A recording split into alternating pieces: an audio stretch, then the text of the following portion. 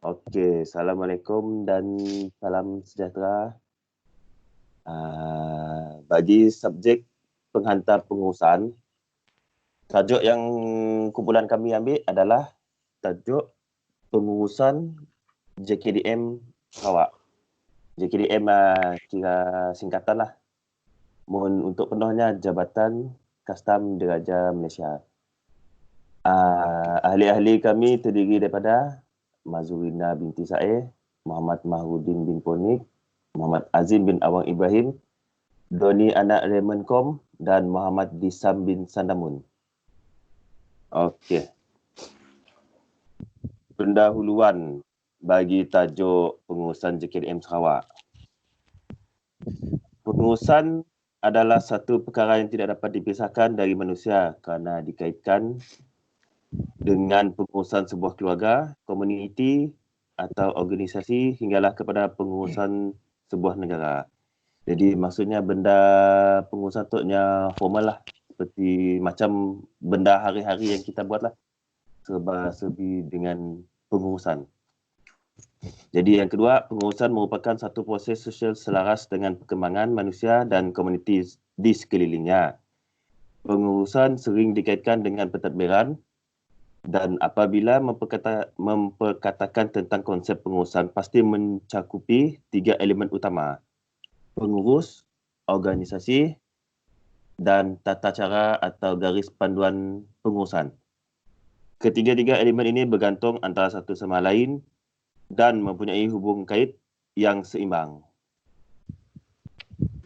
Seterusnya, pengurus bertindak memimpin kelompok subordinat yang bertindak menterjemah segala visi, misi dan objektif dalam bentuk pelaksanaan yang akan dijalankan mengikut jadual perancangan yang digariskan. Jadi maksudnya pengurus itu adalah kira ketua lah. Ketua untuk di mana-mana tempat lah. Jadi pengurus biasanya mempunyai kuasa bagi membolehkannya melaksanakan tanggungjawab mengemudi organisasi di samping menjalankan fungsinya mengetuai subordinatnya. Kuasa yang ada pada pengurus secara idealnya dibayangi oleh etika yang sekiranya dikendalikan dengan baik dan menghormati the spirit of ethnic akan menjadikan pengurus dilihat mengemudi organisasinya dengan adil, penuh hormat dan berwibawa. Terusnya, definisi pengurusan. Definisi pengurusan ini terdiri daripada 4, iaitu yang pertama, suatu proses merancang organisasi, memimpin dan mengawal sumber-sumber organisasi untuk mencapai tujuan dan objektif organisasi yang telah ditetapkan dengan efektif dan efisien. Jadi sebelum apa-apa proses pengurusan, jadi yang pertama adalah merancang. Jadi yang kedua, menurut Ivan Ivic ETL 1997, pengurusan boleh dirujuk sebagai suatu proses, suatu disiplin manusia dan suatu kerjaya. Seterusnya, proses penyelarasan dan pengaruh ke atas operasi organisasi untuk mencapai matlamat yang dikehendaki dengan berprestasi sepenuhnya. Seterusnya, yang terakhir, mengikut Serto 1997, pengurusan boleh didefinisikan sebagai proses mencapai matlamat organisasi melalui bekerja dengan manusia dan sumber organisasi yang lain. Jadi khususnya saya akan serahkan kepada ahli kumpulan kami, Encik Doni, untuk meneruskan seterusnya. Okey, proses pengurusan. Next. Proses pengurusan dapat dibagikan kepada 4, iaitu perancangan, penyusunan, pengarahan dan pengawalan. Jadi proses yang pertama, perancangan. Perancangan ni adalah untuk memulakan sesuatu organisasi itu. Jadi perancangan perlulah dibuatlah. Jadi tujuan dan objektif utama sebuah organisasi adalah menapasti apa yang ingin dicapai. Dan setelah matlamat dicapai, barulah langkah-langkah seterusnya akan dibuatlah. Jadi untuk proses yang kedua, penyusunan. Penyusunan melibatkan kerja menstruktur organisasi serta kaki tangan. Jadi organisasi menunjukkan pembagian kerja mengikut aktiviti pemasaran, kewangan, pemprosesan dan lain-lain. Jadi perancangan sumber manusia melibatkan pengambilan dan pemilihan kekitangan, orientasi, latihan, penilaian prestasi dan lain-lain. Contoh dia gaji, upah dan faedah. Jadi proses yang ketiga adalah pengarahan. Pengarahan merupakan fungsi penting untuk menjamin aktiviti organisasi berjalan dengan teratur dan sempurna dalam situasi yang harmoni. Untuk mencapai matlamat ini, faktor motivasi, kepimpinan dan sistem komunikasi perlu diberi perhatian oleh pihak pengurusan. Jadi proses yang keempat adalah berkenaan dengan pengawalan. Jadi fungsi terakhir ini adalah untuk menentukan prestasi organisasi telah dicapai mengikut perancangan. Okay, next.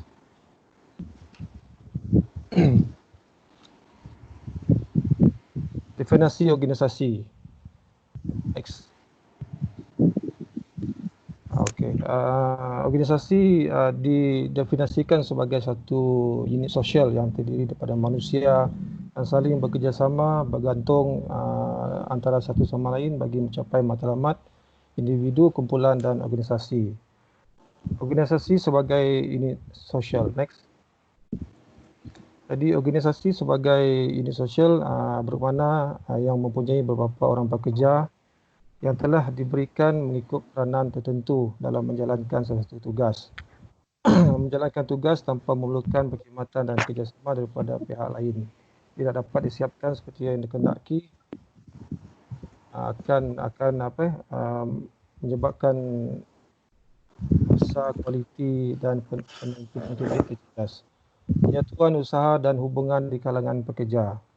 Jadi penyatuan usaha di kalangan kaki tangan adalah wujud di dalam sesebuah organisasi bagi menjamin organisasi itu dapat bergerak dengan sempurna dan berkesan. Dan ciri-ciri organisasi. Di dalam sesebuah organisasi, sama ada organisasi itu kecil ataupun besar, ia mempunyai hierarki atau tingkat authority. Jika dibanding antara kedua-dua organisasi kecil dan besar, sudah tentu beza daripada segi bilangan, hierarki dan aktiviti yang dijalankan oleh kekitangan pengurusan pada setiap peringkat. Next.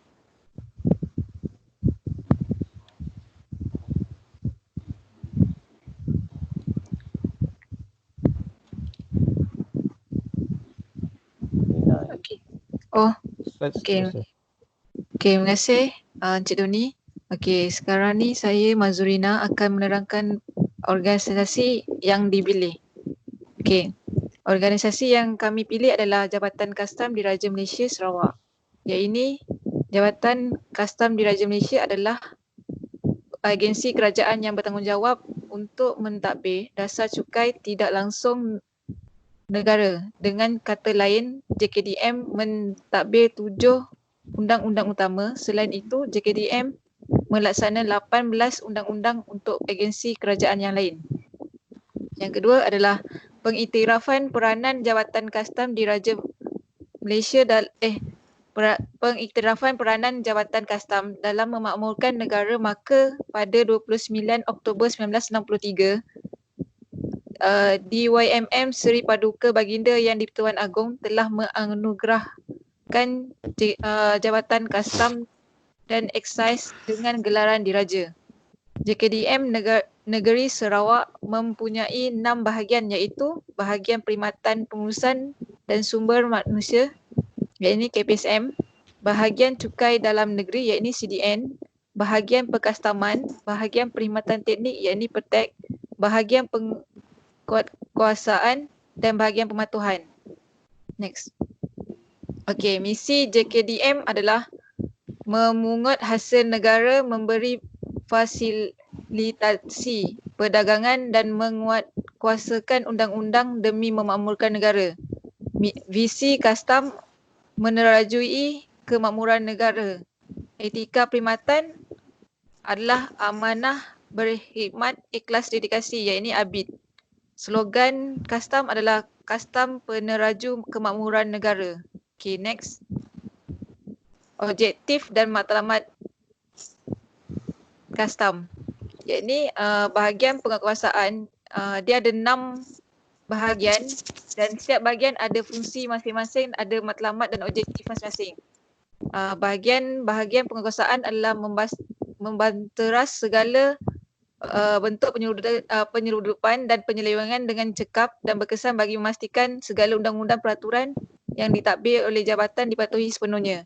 Okey, bahagian pematuhan ni lebih kepada audit yang sistematik dan terancang ke atas pelesenan atau penginputan bagi memastikan cukai atau duti kastam dipungut dengan tepat dan betul. Okey, bahagian perkastaman pula melaksanakan dasar-dasar mengenai perindustrian, import, ekspor dan kawalan sepadan yang ditetapkan oleh Jabatan Kastam. Membangunkan prosedur perindustri, import, ekspor dan kawalan sempadan selaras dengan dasar-dasar jabatan dan kerajaan. Okey, yang keempat pula bahagian perkhidmatan teknik, iaitu menguruskan hal-hal yang berkaitan dengan penilaian, kualifikasi barang ke atas barang import, ekspor, barangan bercukai jualan dan excise. Memastikan semua kutipan hasil jabatan diperakaunt dengan tepat dan betul. Memastikan semua tuntutan pulang balik atau tarik balik, bayaran balik dan subsidi barangan petroleum diproses serta dibayar selaras dengan perundangan. Bahagian perkhidmatan pengurusan dan sumber manusia pula, dia mentadbir dan menguruskan hal ehwal pengurusan sumber manusia dan keuangan jabatan termasuk dari aspek pengambilan, kenaikan pangkat dan penempatan anggota. Bahagian itu juga menguruskan penilaian prestasi kaki tangan jabatan dari segi laporan penilaian prestasi tahunan dan mesyuarat panel pembangunan sumber manusia. Okey, last sekali adalah bahagian cukai dalam negeri, iaitu yang sekarang ni adalah SST.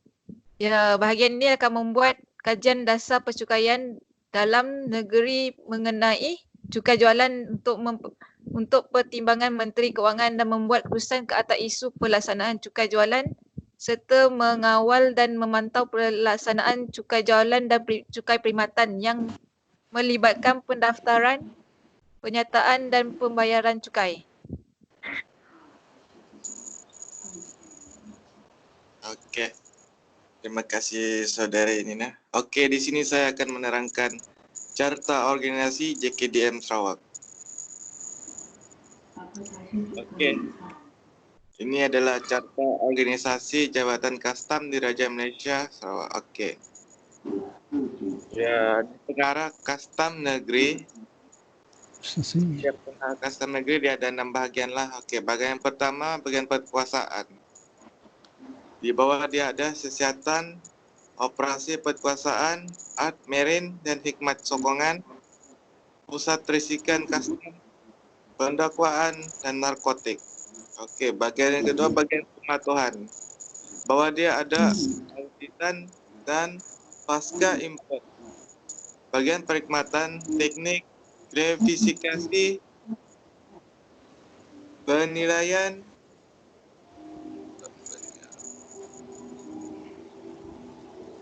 perakaunan dan custom verification. Okey, pengawas custom dia ada di bawah di bahagian Lawas, Sibu, Serike, Bintulu, Limbang dan Miri. Okey, bahagian Lawas dia ada Pos Mengkalap, Sundar, Kunang dan Kuala Lawas. Manakala Serike, Bintango dan Tanjung Manis, Limbang, sempadannya Tandungan dan Pandaruan. Dan Miri, Marudi dan Sungai Tujuh. Okey. Lepas tu bahagian cukai dalam negeri, di bawah dia ada pendaftaran pengurusan hasil SST, kawalan kemudahan,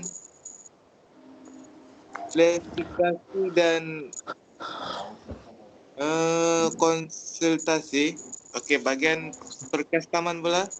Bawah dia ada pelabuhan, lapangan terbang antarabangsa, perindustrian, pos bungkusan dan import dan ekspor. Okey, bawah dia import dan ekspor dia ada di setiap stesen lah sempadan, iaitu stesen sempadan Terbedu, pos sempadan Bau, Sementan, Lundu, Biawak, Serian, Padawan, Dubukanto, Bunan Cegah dan Batu Lintang. Okey, bahagian yang seterusnya adalah bahagian hikmat pengurusan sumber manusia. Bahawa dia ada pengurusan sumber manusia, korporat dan pengurusan kualiti, perolehan dan pengurusan dan kewangan. Yang seterusnya sistem pengurusan JKDM Negeri Sarawak. Dalam JKDM Negeri Sarawak, amalan yang diamalkan adalah dengan menentukan prinsip seperti pembahagian kerja mengikut pengkhususan dalam sistem pengurusan JKDM Negeri Sarawak jelas menampakkan pengkhususan dalam bidang-bidang tertentu. Terdapat pelbagai bahagian yang memisahkan tugas antara satu sama lain. Macam yang kita sendiri nampak tadi, dia ada bahagian-bahagian lah setiap apa tu, jabatan. Okey. Okey. Sini ada perancangan, penyusunan, pengarahan dan pengawalan. Okey, yang pertama perancangan. Dalam JKDM Negeri Sarawak, segala perancangan hala tuju objektif tujuan telah ditetapkan oleh pimpinan. Yang kedua, penyusunan. Penyusunan ini dibuat dengan membahagikan JKDM Negeri Sarawak kepada 6 bahagian yang berbeza dengan tugas yang tersendiri.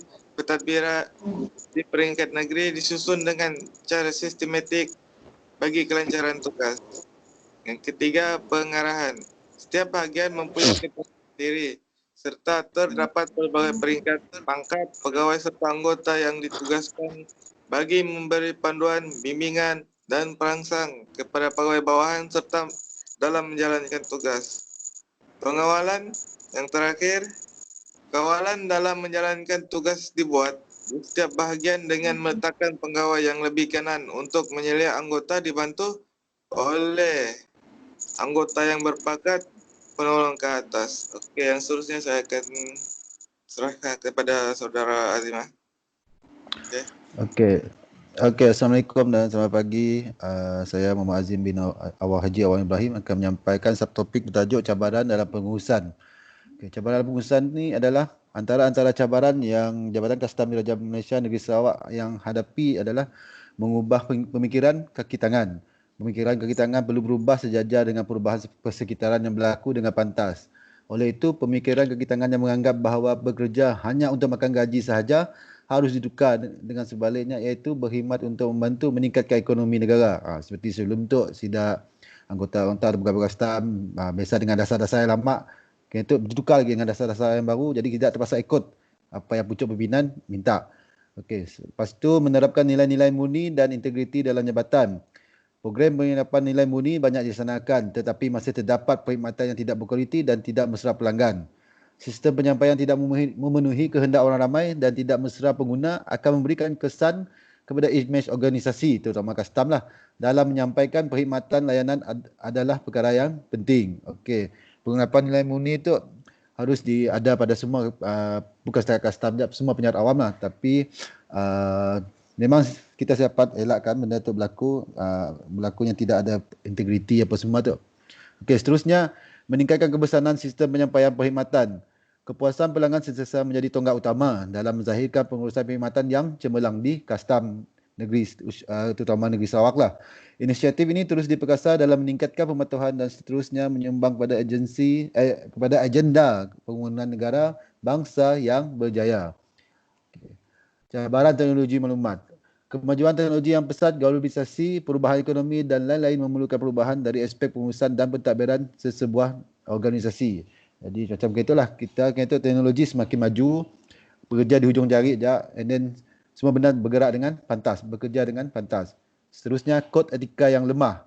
Dengan adanya unit tata tertib yang memantau disiplin kaki tangan, masalah ini dilihat boleh diatasi dengan adanya peranan pegawai yang memberi teguran atau mengambil tindakan kepada anak buahnya sekiranya berlaku pelanggaran kod etika.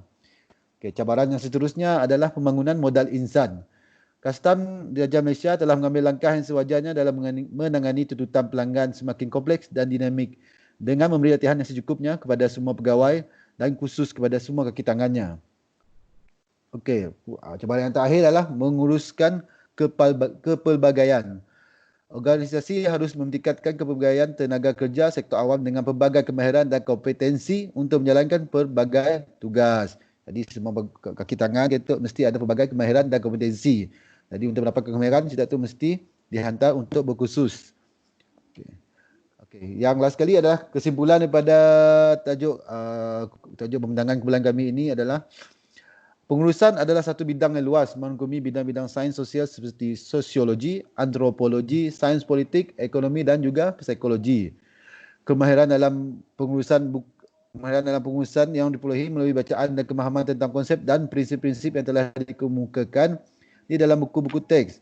Malah kemahiran ini dapat diperolehi melalui pengalaman yang dialami oleh pihak pengurusan semasa menjalankan tugas.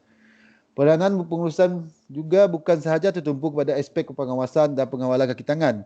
Bahkan ia luas. Ia juga merangkumi tugas yang tidak tercatat di dalam gambaran tugasnya seperti peranan sebagai penyampai maklumat atau sebagai pendorong kaki tangan atau sebagai seorang pemimpin yang menjadi tokoh. Okey, setakat itu saja dari kumpulan kami. Sekian, terima kasih. Saya serahkan kepada ketua kami, kepada Cik Udin.